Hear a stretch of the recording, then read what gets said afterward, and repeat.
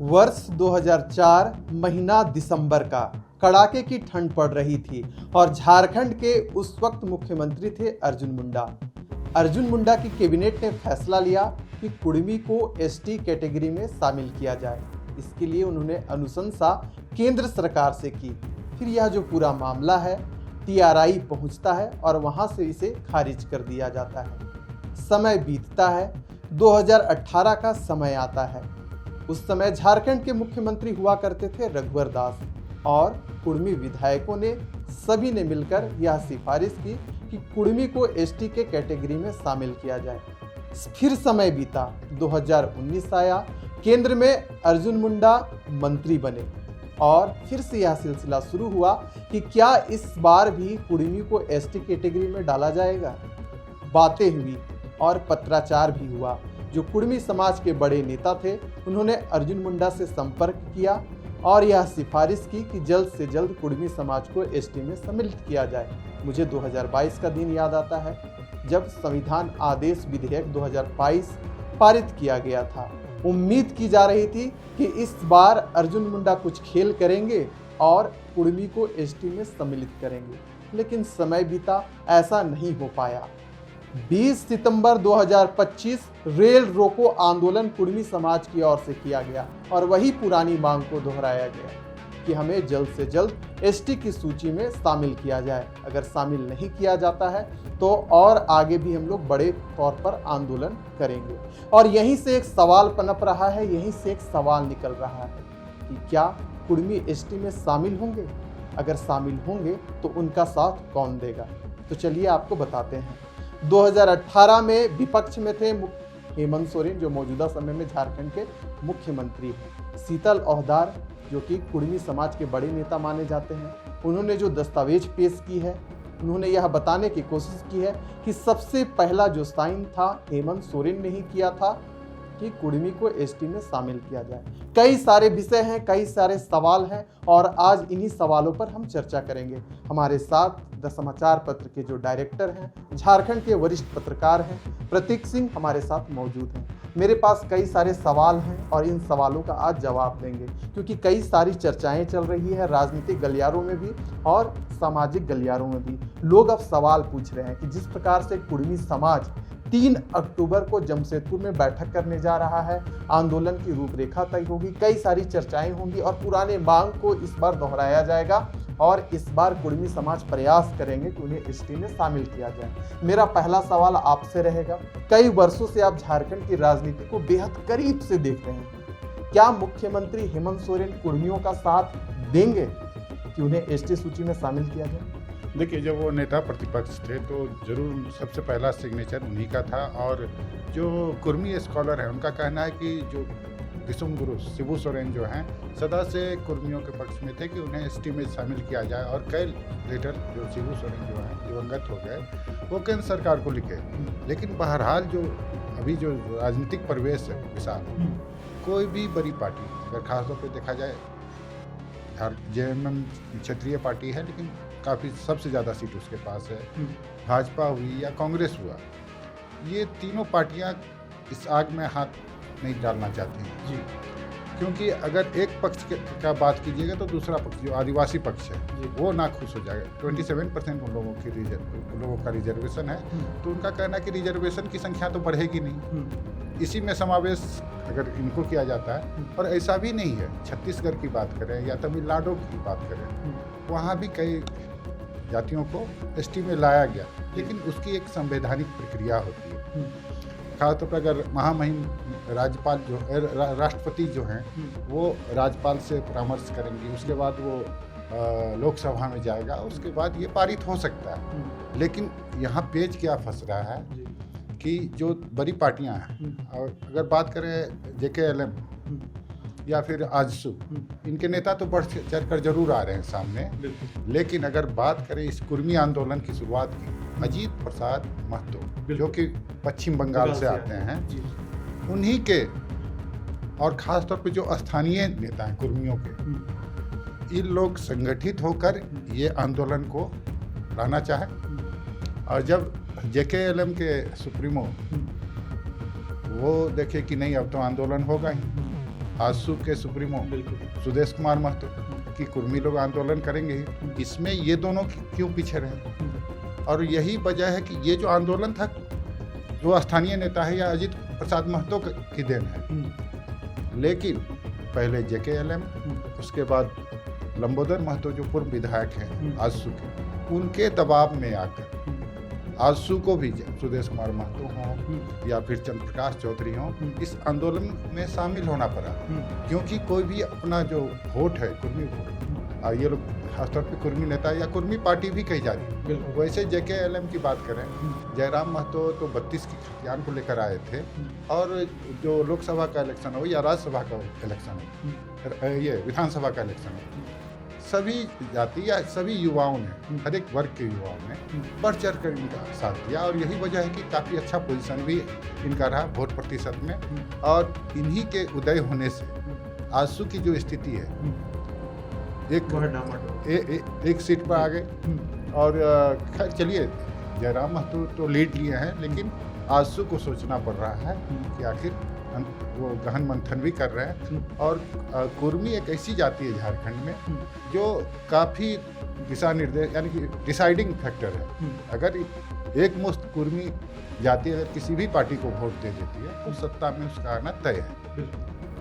अगर हम 1872 की जो जनगणना हुई उसकी बात करें, 1872 से लेकर 1931 तक कुर्मी समाज के जो लोग हैं यही तर्क देते हैं कि हमें उस वक्त अनुसूचित जनजाति की श्रेणी में रखा गया था। लेकिन जैसे ही देश आज़ाद हुआ, हम लोगों के साथ खेला हो गया। इसे राजनीतिक भूल कहें या कुछ और चाल कहें, इसे शब्दों में बयान नहीं किया जा सकता। लेकिन यहीं से एक सवाल उठ रही है, और सवाल यही है कि आज कुर्मी समाज के साथ कौन से राजनीतिक दल खड़े हैं। अगर हम झारखंड के परिपेक्ष में देखें तो आजसू, JLKM, भारतीय जनता पार्टी, झारखंड मुक्ति मोर्चा, कांग्रेस कुछ ऐसी पार्टियां हैं जो कई वर्षों से झारखंड में सत्ता को चलाने का काम की है, गठबंधन चाहे किसी का हो।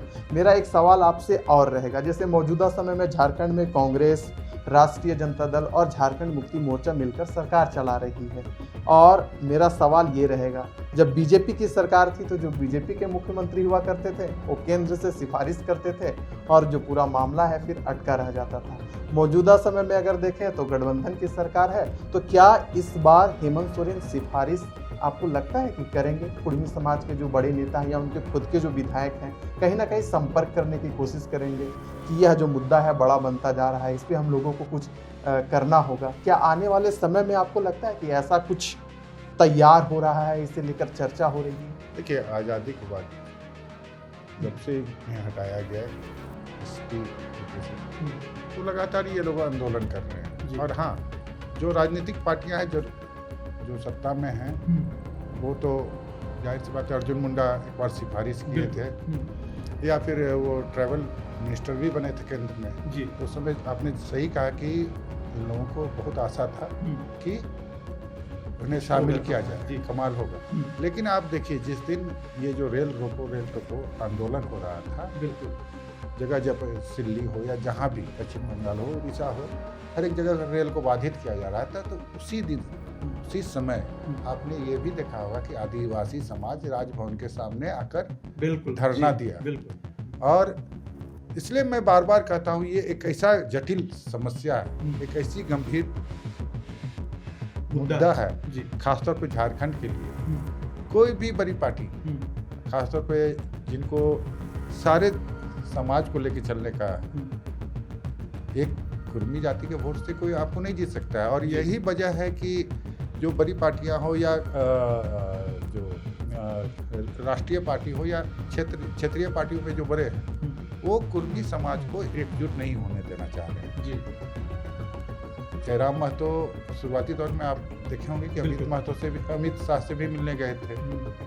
कोशिश उन्होंने जरूर किया था कि भाजपा के साथ गठबंधन हो जाए, लेकिन ऐसा नहीं हुआ, क्योंकि उससे बड़ा चेहरा सुदेश कुमार महतो, जो कि काफ़ी पुरानी पार्टी है। अभी चलिए, काफ़ी उत्साह में है अभी जयराम महतो, JKLM बहुत उत्साह में है। लेकिन ये जो श्रेय लेने का आजसू और JKLM, जबकि वो लोग श्रेय लेने के लिए और है कि हम आगे तो हम आगे, लेकिन हकीकत में जो स्थानीय नेता हैं, अजीत प्रसाद नेता हैं या झारखंड के जो स्कॉलर हैं ये कुर्मी जाति के, उन लोगों का कहना है कि हम लोगों को, और वो तथ्य के साथ पेश कर रहे हैं, वही आदिवासी समाज की बात करें तो वो भी तथ्य के साथ पेश हो रहे हैं। तो इस गहमा गहमी में अभी फिलहाल तो हमें कोई नज़र नहीं आ रहा है कि क्या इसका सोल्यूशन होगा। बिल्कुल, लेकिन अब देखना दिलचस्प होगा कि जो हेमंत सरकार है या विपक्ष में जो बैठी भाजपा है, इन दोनों की बात को कितना गंभीरता से लेती है। लेकिन अगर बात करें इलेक्शन की, ये जो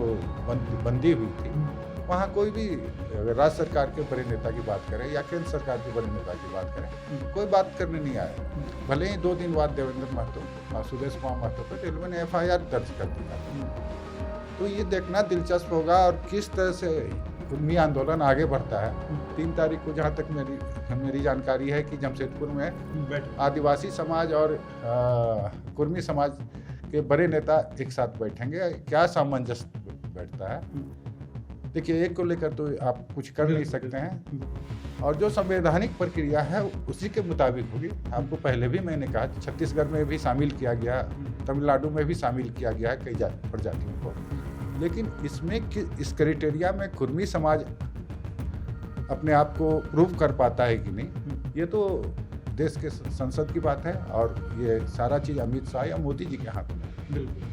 तो चलिए, जो रेल रोको आंदोलन है इसलिए स्थगित कर दिया गया क्योंकि जो केंद्रीय गृह मंत्रालय कार्यालय है वहां से पत्राचार हुआ, और जो सूचना हम तक पहुंच रही है कि विद्युत वरण महतो, जो कि जमशेदपुर से आते हैं, वहां के सांसद हैं, और जयराम महतो, सुदेश महतो सहित कई सारे विधायक सांसद हैं जो लगातार यह मांग कर रहे थे कि कुर्मी समाज को अनुसूचित जनजाति की श्रेणी में डाला जाए। हो सकता है जल्द ही वह गृह मंत्री जो अमित शाह हैं उनसे मुलाकात करेंगे और इस विषय को रखेंगे। अब यह फैसला केंद्र सरकार को लेना है कि क्या कुर्मी को अनुसूचित जनजाति की श्रेणी में डाला जाए या नहीं जाए। अंतिम प्रश्न आपसे रहेगा, वही प्रश्न है कि आखिरकार कुर्मियों का साथ कौन देगा। जैसे झारखंड में मांग उठ रही है और पश्चिम बंगाल और उड़ीसा में मांग उठ रही है कि कुर्मी जो यहाँ के जो जाति है उसे अनुसूचित जनजाति की श्रेणी में डाला जाए। आपको लग नहीं रहा है कि अगर इसमें कुछ खेला हो या इस पर कोई कार्य हो तो बिहार के जो कुर्मी हैं वो भी मांग करेंगे कि हमें भी सम्मिलित कर दो। कई सारी जो जातियां हैं आ जाएंगी और मांग करेंगे कि हमें भी अनुसूचित जनजाति की श्रेणी में डाल दिया जाए। तो आपको लगता है केंद्र इस पर मौजूदा समय में कुछ फैसला ले? जाहिर सी बात है, आपने राजस्थान की बात की। राजस्थान में आप देखिए, राजस्थान में भी कई जातियां हैं जो कि OBC में आना चाह रही हैं। गुजरात की बात करें, महाराष्ट्र की बात करें, तो कई ऐसे प्रदेश हैं वहाँ कोई OBC में आना चाह रहे हैं, कोई ST में आना चाह रहे हैं। बिल्कुल, लेकिन ये सभी संवैधानिक प्रक्रिया के तहत ही हो सकती है। हाँ, जरूर आप उग्र होइए, आंदोलन कीजिए, लेकिन संविधान से बढ़कर कोई नहीं है। संविधान के दायरे में जो होगा, अगर उन्हें न्याय मिल रहा होगा तो जरूर न्याय मिलेगा। बहरहाल जो आप कहे पार्टियां, कोई भी बड़ी पार्टी अपने वोट बैंक को बिखरता हुआ देखना नहीं चाहते, और यही वजह है कि जो अभी 3 बड़ी पार्टियां हैं, कांग्रेस हो, JMM हो, RJD, चलिए 5 में 5 को सीट मिली जरूर है, और या फिर BJP, ये लोग दूर से ही देख रहे हैं और आगे क्या होता है क्या नहीं। बहरहाल 2 पार्टियां तो जरूर सामने आई, आजसू JKL। पिछले जो आंदोलन में आजसू ने बढ़ चढ़ कर साथ दिया था, लेकिन इस बार आजसू के जो बड़े नेता थे सभी इस आंदोलन में शरीक हुए। और देखना दिलचस्प होगा कि अभी तो केंद्र सरकार के पाले में, गृह मंत्री के पाले में, वो क्या निर्णय करते हैं, क्या ये देखना दिलचस्प है। तो चलिए, आज की चर्चा में हमने जानने की कोशिश की कि कुर्मी ST में शामिल होंगे, लेकिन सवाल वही है कि इनका साथ कौन देगा। क्या झारखंड मुक्ति मोर्चा साथ देगी, कांग्रेस साथ देगी, भारतीय जनता पार्टी देगी साथ, या कुर्मियों के सबसे बड़े नेता मौजूदा समय में जो माने जा रहे हैं टाइगर जयराम महतो, जो कि JLCAM पार्टी बनाए हैं, और आजसू के जो सुप्रीमो हैं सुदेश महतो, जो यह साबित करने में लगे हुए हैं कि झारखंड में सबसे बड़ा कुर्मी जो नेता है हम ही हैं। क्या वह इस मुद्दे पर कुर्मी समाज को जो उनकी मांग है वह दिलवा पाते हैं या नहीं, यह जो सवाल है हम आप पर ही छोड़ रहे हैं। आप ही कमेंट कर बताइए कि झारखंड में आगे क्या कुछ होगा। जो कुर्मी समाज लगातार मांग कर रही है, तर्क दिया जा रहा है कि हमें जल्द से जल्द शामिल किया जाए, उनकी इच्छा पूरी होती है या नहीं, क्योंकि संविधान में सबका हक है। सवाल उठाओ, अगर कोई विषय है तो आप उसको लेकर आंदोलन करें। तो चलिए, यह सवाल है, हम आप तक ही छोड़ते हैं। फिलहाल दीजिए हमें इजाजत।